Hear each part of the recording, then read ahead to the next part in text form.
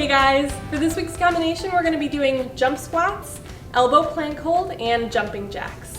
So starting with our jump squat, you're going to come onto your mat, bring your feet under your hips, you're going to come down into a squat, and then jump out of it.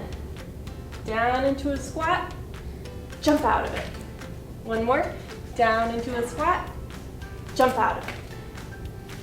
Okay, for our second movement, you're going to come down onto your mat for an elbow plank hold.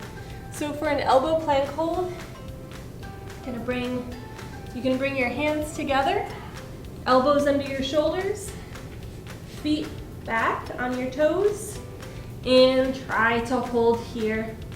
When you're holding your plank, you want to try to engage your belly muscles. So that's our elbow plank hold. And then our third movement is the jumping jack.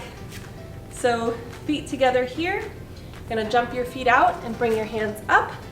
Jump them back together. Bring your hands down. Up, down, up, down. Thanks, guys.